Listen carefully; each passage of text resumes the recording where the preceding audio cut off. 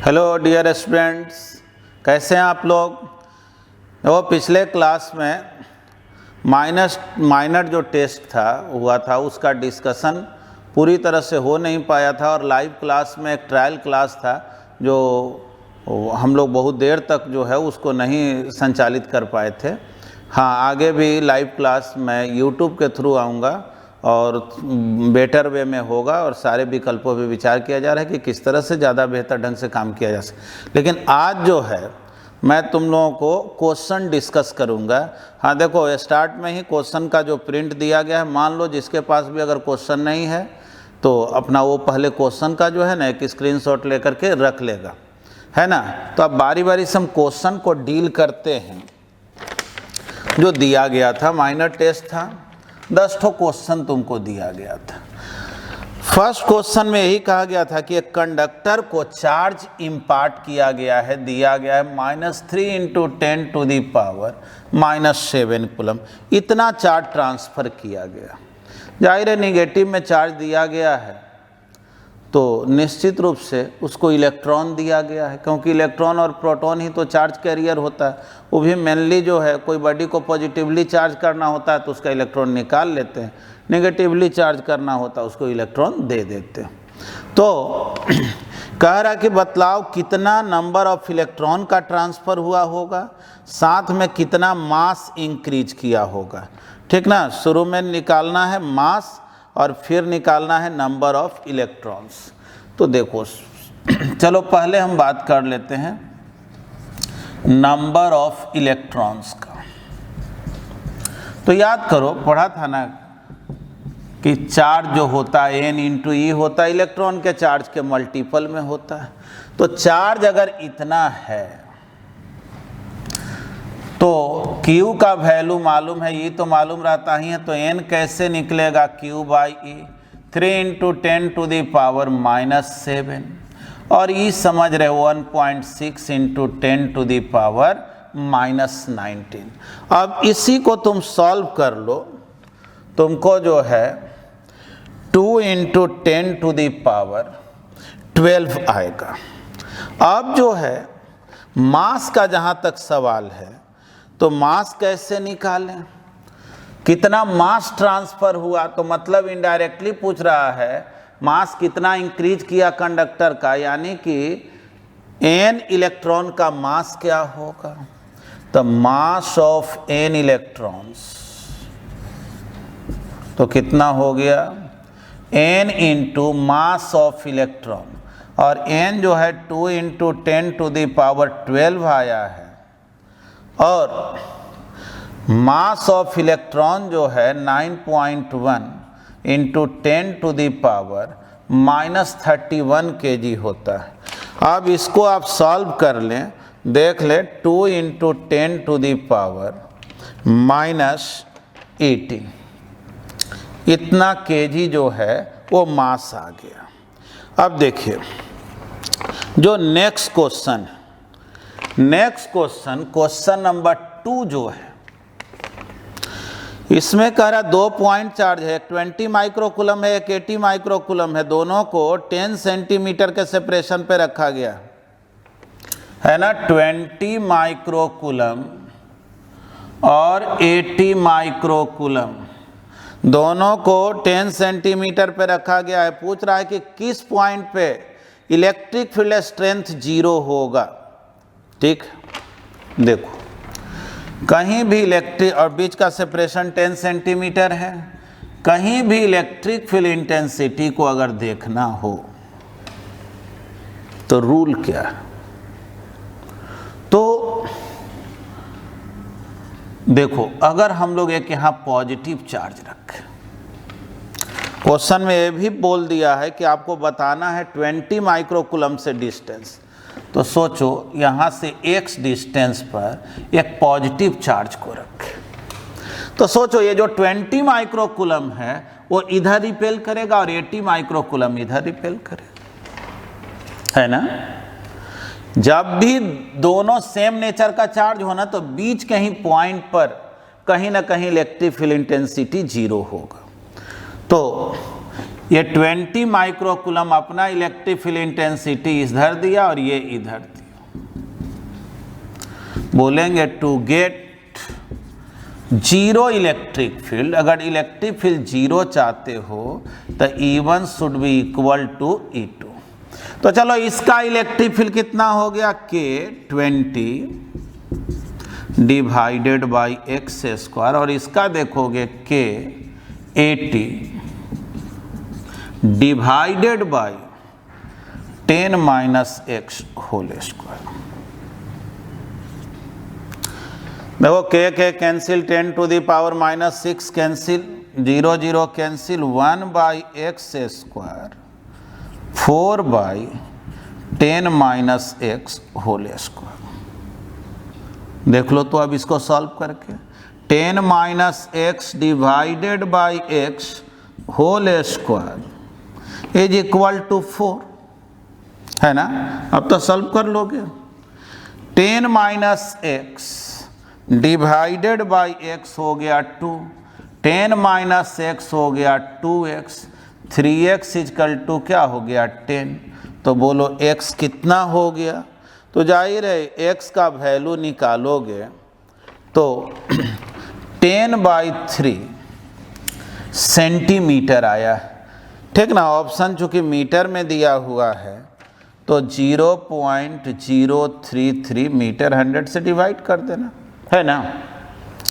तो चलो इसको लिख लो, एक बार स्क्रीनशॉट ले लो इसको। देखो जैसे अभी सॉल्व किया ना क्वेश्चन नंबर 1 को, तो उसमें जो है थोड़ा अप्रॉक्सीमेशन लिया गया ना। जैसे मान लो कि सॉल्व किया 1.82 आया तो उसको अप्रॉक्सीमेटली 2 लिखा गया है, ठीक ना। जो जैसे हम लोग सीखे हुए हैं ना मैथमेटिकल टूल्स वगैरह में, ये बात जानते हो ना कि जैसे 1.8 है उसको अप्रॉक्सीमेटली 2 के इक्वल लिख सकते हो, तो उसको ख्याल रखा गया है, ठीक ना। तो इसलिए रिजल्ट जो है एकदम कैलकुलेटर से मिलाओगे तो उसमें तो थोड़ा डिफरेंट वैल्यू आएगा, लेकिन वो हम लोग जो है जो आंसर लिखते हैं वो थोड़ा लमसम में ही लिखते हैं, इसीलिए ऑप्शन उसी फॉर्म में लिखा रहता है, तो इसको ख्याल रखना है। अब देखो क्वेश्चन नंबर 3 में क्या कह रहा है, कह रहा है कि डाइपोल है जिसमें चार्ज दिया हुआ, बीच का सेपरेशन दिया हुआ और इलेक्ट्रिक फील्ड दिया हुआ है। पूछ क्या रहा है, मैक्सिमम टॉर्क। तो बतलाओ टॉर्क का फॉर्मूला तुम क्या जानते हो, टॉर्क होता है P sin थीटा, और टॉर्क मैक्सिमम कब होता है, जब थीटा 90 होता है। साइन थीटा का वैल्यू ऐसे भी मैक्सिमम 1 होता है। और बतलाओ P का मतलब क्या होता है, तो Q इंटू D। तो बतलाओ तो Q मालूम है कितना, 2 into 10 to the power minus 6, D मालूम है 0.01 और E मालूम है 5 इंटू 10 टू दी पावर 5। बस अब तुम इसको सॉल्व कर लो। देखो 10 into 10 to the power minus 3 ये आ रहा है कि नहीं। चलो एक बार सॉल्व ही कर लेते हैं। 5 इंटू 2 हो गया 10, और देख लो ये 10 टू दी पावर 5 है और ये जो है 10 टू दी पावर माइनस 6 है, तो जाहिर है एक पावर -1 बच जाएगा और यहाँ पर 2 पावर, ये ठीक है। लेकिन याद रखना इसका यूनिट जो है वो न्यूटन मीटर होता है। इसमें जो है थोड़ा मिसप्रिंट लग रहा है, ऐसे न्यूटन मीटर ही ऑप्शन लिखना, यूनिट लिखना, ठीक है। तो जो ऑप्शन सही है उसको टिक कर लो। क्वेश्चन नंबर 4, देखो क्वेश्चन नंबर 4 में जो है कह रहा कि एक इलेक्ट्रिक डाइपोल को यूनिफॉर्म इलेक्ट्रिक फील्ड में रख दिए थीटा एंगल पे। बतलाओ थीटा का वैल्यू क्या हो कि वो स्टेबल इक्विलिब्रियम में हो। याद करो जहाँ डाइपोल पढ़ाए हैं बात तुमको नोट में भी लिखवाए हैं, बार बार समझाए भी हैं कि डाइपोल जो होता है ना हमेशा फील्ड के डायरेक्शन में रहना चाहता है। यानी जब डाइपोल मोमेंट 0 डिग्री का एंगल बनाता है तब ये जो है स्टेबल इक्विलिब्रियम में होता है। 90 डिग्री का एंगल बनाता है तो टॉर्क मैक्सिमम होता है, और 180 डिग्री का एंगल बनाता है तो टॉर्क जीरो तो होता है, इक्विलिब्रियम में तो डाइपोल होता है, लेकिन वो अनस्टेबल इक्विलिब्रियम होता है। तुम देखना जहाँ डाइपोल पढ़ाया गया है वो सब पॉइंट तुमको लिखाया भी गया है। प्रॉब्लम नंबर 5, देखो 5 प्रॉब्लम में तुमको 4 ऑप्शन दिया गया है लाइंस ऑफ फोर्स के लिए, और यहाँ एक पॉजिटिव चार्ज को रख दिया गया और यहाँ ये कंडक्टर रख दिया गया है स्फेरिकल शेप में। तो एक बात तो जानते हो ना, पॉजिटिव चार्ज से लाइंस ऑफ फोर्स ओरिजिनेट होता है।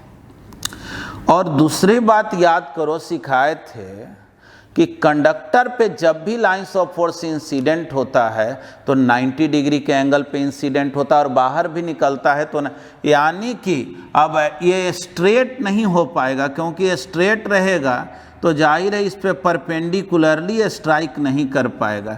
यानी लाइंस ऑफ फोर्स जो है यहाँ से ओरिजिनेट तो होगा, लेकिन मेटल के पास आ करके उसके परपेंडिकुलर होने के लिए उसका शेप जो है वो कर्व्ड शेप हो जाएगा। तो इस तरह से तुम्हारा जो ऑप्शन है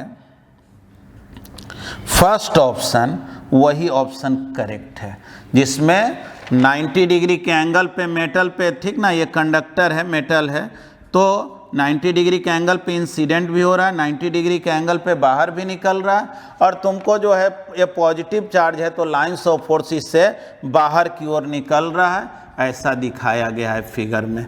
तो जाहिर है इसका जो है तुम्हारा फर्स्ट ऑप्शन ही सही है, ठीक ना। फोर्थ में थर्ड ऑप्शन सही है, सी। तो चलो इसका भी एक स्क्रीनशॉट ले लो। देखो 6 नंबर प्रॉब्लम में एक चार्ज ब्लॉक को कांस्टेंट वेलोसिटी से प्रोजेक्ट कर दिया गया, या समझो कुछ वेलोसिटी, कांस्टेंट वर्ड नहीं हो जाए कि हम v0 स्पीड से प्रोजेक्ट कर दिए, लेकिन ऐसा देखा जा रहा है कि इसके काइनेटिक एनर्जी में कोई चेंजिंग नहीं आ रहा, यानी कि ये जो स्पीड है उसका कांस्टेंट, जबकि ये रफ सरफेस है, फ्रिक्शन इस पे लग रहा है। तो सोचो फ्रिक्शन लग रहा है और फिर भी इसका स्पीड बढ़ घट नहीं रहा है, इसका मतलब हुआ कि जरूर इस पर कोई फोर्स लग रहा है, और वो चर्चा कर रहा है इलेक्ट्रिक फोर्स का। इलेक्ट्रिक फील्ड में इसको प्रोजेक्ट किया गया और इसका चार्ज Q है। तो जाहिर है कोई भी ऑब्जेक्ट जब कांस्टेंट वेलोसिटी से मूव करता है तो उस पर लगने वाला नेट फोर्स 0 होता है, ठीक ना, उस पर लगने वाला नेट फोर्स 0 होता है। तो जाहिर है अगर इधर कोई फोर्स लग रहा है तो निश्चित रूप से इधर भी जो फोर्स लग रहा होगा वही इसके इक्वल होगा, तब ना नेट फोर्स 0 हो जाएगा। यानी कि ये श्योर है कि इलेक्ट्रिक फील्ड इधर डायरेक्टेड है,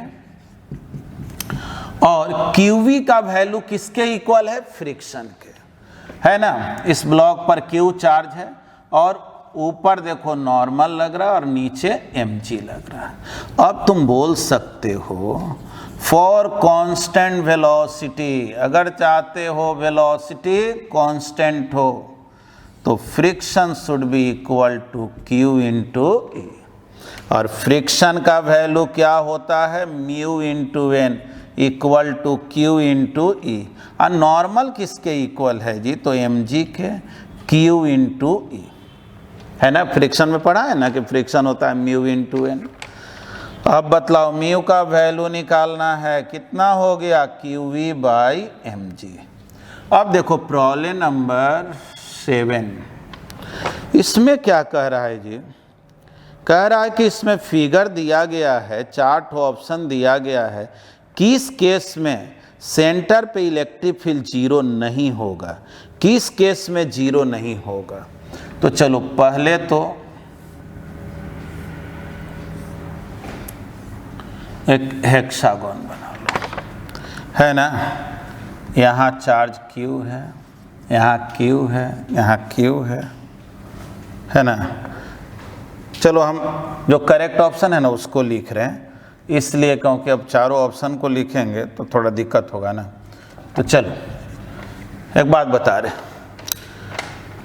देखो एक पॉइंट सिखाए थे कि जब भी कोई रेगुलर पॉलीगॉन हो ना तो उसके प्रत्येक कॉर्नर में अगर इक्वल चार्ज रखोगे, चाहे वो 5 साइड का हो या 50 साइड का हो, रेगुलर पॉलीगॉन में उसके प्रत्येक कॉर्नर पे जब इक्वल चार्ज रखोगे ना तो नेट फोर्स 0 होता है।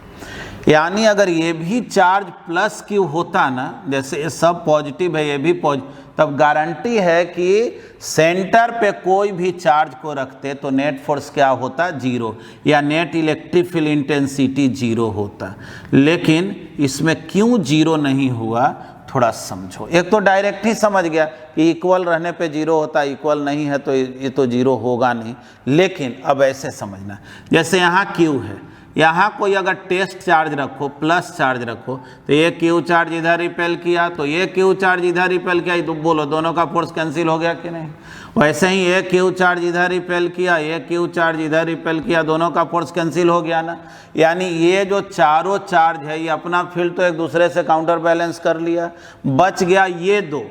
तो सोचो ये पॉजिटिव चार्ज है तो ये इधर रिपेल करेगा, आई नेगेटिव चार्ज है ये अट्रैक्ट करेगा, तो बतलाओ तो नेट फोर्स इधर हो गया ना, यानी नेट इलेक्ट्रिक फील्ड इधर डायरेक्टेड होगा। अगर बाय द वे इसी में पूछ देता ना नेट इलेक्ट्रिक फील्ड का वैल्यू क्या होगा, तो अगर ये डिस्टेंस r है तो यहाँ से भी यहाँ r होता, तो देखो नेट इलेक्ट्रिक फील्ड हम लोग बोलते हैं कि इधर दो इलेक्ट्रिक फील्ड है, इसके कारण भी और इसके कारण भी। तो के क्यू बाई आर स्क्वायर इसका इलेक्ट्रिक फील्ड और इसका भी होता के क्यू बाई आर स्क्वायर, दोनों सेम डायरेक्शन में है इसलिए ऐड हो जाता है। आंसर क्या हो जाता, 2 के क्यू बाई, और के का मतलब क्या है जी, तो जान ही रहे हो, के का मतलब 1/4 pi epsilon nought 2 Q by R square है ना। चलो तो ये तो 7 नंबर प्रॉब्लम हुआ। अब 8 नंबर प्रॉब्लम है। देखो जो 8 नंबर प्रॉब्लम है, इलेक्ट्रिक लाइंस ऑफ फोर्स के प्रॉपर्टीज़ को पढ़ा होगा, ये तो बहुत आसान है ना। कर अगर लाइंस ऑफ फोर्स का इस तरह का पैटर्न दिया हुआ रहे तो क्या कंक्लूजन निकालोगे। याद करो सिखाए थे कि लाइंस ऑफ फोर्स जहाँ डेंसर होता है, नज़दीक नज़दीक होता है, वहाँ इलेक्ट्रिक फील्ड इंटेंसिटी ज़्यादा होता है। तो सोचो ये ए पॉइंट और सी पॉइंट जो है, यहाँ लाइंस ऑफ फोर्स बराबर का डेंसर है, एक जैसा है, सघन है ना, एक जैसा पैटर्न यहाँ और यहाँ है। लेकिन बी पर गैप ज़्यादा है ना, तो इलेक्ट्रिक फील्ड इंटेंसिटी बी पर कम होगा। तो इस तरह से तुम कह सकते हो कि ये जो होगा इक्वल होगा इसी के, लेकिन ये दोनों ग्रेटर देन होगा ई बी, ठीक ना। तो जो भी तुमको ऑप्शन लगे उस सही उसको टिक कर सकते हो। ये सी ऑप्शन जो है तुम्हारा सही होगा, है ना। देख लेना, समझ गए, इसमें तो दिक्कत होगा नहीं। अब चलो जी प्रॉब्लम नंबर 9 में देखो क्या कह रहा है कि कोई भी कंडक्टर को जो भी चार्ज दोगे ना, याद रखना इंडिपेंडेंट कंडक्टर हो, आइसोलेटेड कंडक्टर हो, तो कोई भी शेप का हो, स्फेरिकल हो या इरेगुलर शेप का हो, सपोज करो, और उसको अगर तुम चार्ज दोगे तो चार्ज जो है ना कंडक्टर के आउटर सरफेस पे डिस्ट्रीब्यूट होता है ना। कंडक्टर के इन साइड में इलेक्ट्रिक फील्ड 0 होता है। अगर मान लो तुम इस तरह के इरेगुलर शेप के कंडक्टर को लिए तो इसमें चार्ज दोगे ना तो इसमें भी रहेगा सरफेस पे, इसको शेप से कोई लेना देना नहीं। लेकिन जहाँ वो पॉइंटेड होता है ना, जहाँ पे पॉइंटेड होगा, नुकीला होगा, जैसे पेन में है ना ये नॉब वाला पार्ट जो है नुकीला है इसका, तो बोलेंगे क्या कि जो पॉइंटेड एंड होगा ना वहाँ पे चार्ज का डेंसिटी ज़्यादा हो जाता है और फ्लैट पार्ट के पास चार्ज का डेंसिटी कम होता है। यानी कि चार्ज का डेंसिटी ज़्यादा या कम जो हो, लेकिन चार्ज जो भी रहेगा, चाहे कोई भी शेप का कंडक्टर हो, चार्ज कहाँ रहता है, उसके आउटर सरफेस पे रहता है। चलो ये तो स्पष्ट हो गया होगा। अब जो है प्रॉब्लम नंबर 10,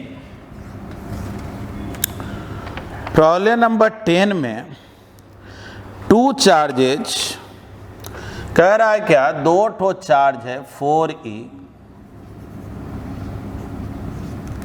और प्लस सी, कह रहा दोनों को जो है एक सेपरेशन पे रख दिया, ठीक ना।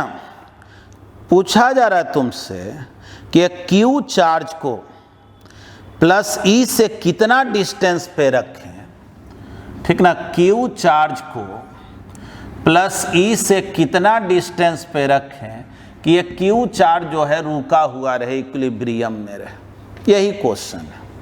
तो ठीक है, देखो कोई भी बॉडी इक्विलिब्रियम में हो, इस कब पॉसिबल है, जब नेट फोर्स जीरो हो। तो सोचो, ये जो 4E है इधर रिपेल किया, ये जो E है इधर रिपेल किया।